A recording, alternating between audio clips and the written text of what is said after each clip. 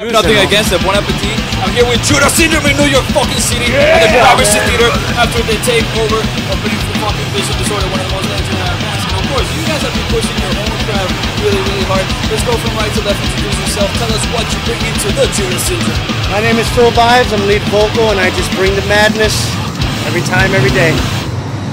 Yo, what's good? I'm Ian. I fucking play guitar. Shit's hot, man. Oh, I'm Tony Bones. I play bass, and I also bring a lot of gas. Yeah. What's up? I'm Chris Oblivion, and I bring the food. Yeah, but you didn't bring food for everybody else, just for yourself, but that's fine. You guys had a fucking epic show tonight. Fucking every single time I see you, it's better and better and better. And obviously, that's the fucking work that you guys are putting into. You're not like sleeping on it. You guys are fucking being played on the radio absolutely, because people are believing in you guys. And this is fucking, showing it that, hey, is the world ready for you? It's not like, is Judas Syndrome ready for the world? Is the world ready for Judas Syndrome? I think so. We sure hope so. I think it's time. It's the right time. And kids are showing up to shows and they're having a great time. We want to keep that going. We want them to grow with us and stay there, one big army. That's the mission.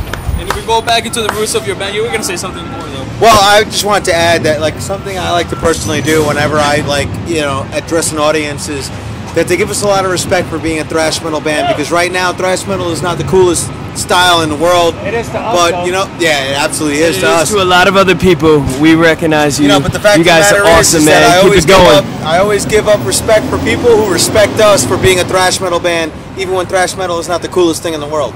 But you guys fucking, it's not about making it cool, it's about making it fucking heavy, and you guys are fucking making doing it that fucking shit. amazing, dude. And Yo, I'm all about heavy.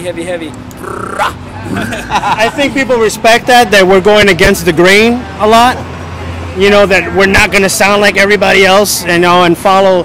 And there's nothing wrong with that either, but from the jump, we were like, we're going to stand out. We're going to bring the truest form of metal back and see where it goes. And so far, so good. So the rest of the band, how you guys get together, how you guys meet each other and shit. I know fucking you have your little history, so tell us a little bit about it. Well, I had the fortune of being in a band called Irate for about 10 years, and we had a hell of a run, and I learned a lot from that and matured a lot. So when this came around, and I know these guys for years, we all did different projects, we all played together, all that. So we had that already in place, but when I came back to this, I just wanted to be smarter and more mature and just bring something else to the table that I wasn't doing in the past, and I think we've accomplished that. Yeah, I think we've all grown as musicians from our previous bands, which, to give them credit, we're all great in the New York City underground scene, and I think what we're doing is awesome. I'm so happy. I'm really glad that we're seeing the fruits of our labor, and we can't wait to see everybody else out there, man. I think we're all more than happy to be just a little bit different. Like I said, we're not the coolest thing that's going on right now. We don't have the Warped Tour sound like a lot of people are saying right now. But you know what? If you look, I think we're fucking cool. Yeah. Shut up. I think we've had too much tonight. Okay. I think we're pretty cool too. But I think my point is that if you were to go to the Warped Tour sound, if you were to ask people who went to Warped Tour last year, they probably would have just brushed us off their shoulder.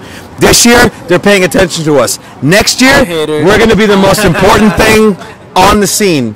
Dude, I like the fucking attitude, because that's what it's all about, because you guys are not talking out of your asses. You're fucking playing the music and proving it through your music. Your fucking new video is fucking kick-ass, which Dallas Coyle, former guitarist from fucking God Forbid and shit, was working on. Obviously, you guys are doing the right fucking moves, and your new fucking record is fucking, as I said before, playing on the fucking radio, because it has that fucking crushing sound. So obviously, I think the next year for Judas Syndrome is going to be pretty fucking interesting. I think so too. We do. Tonight is a great example of just people just getting into it and participating, and I think that's going to just grow and grow and grow, and I feel good about it. I really do. Yeah, great positive feeling from this band, and the vibes that we get from our fans, it's awesome.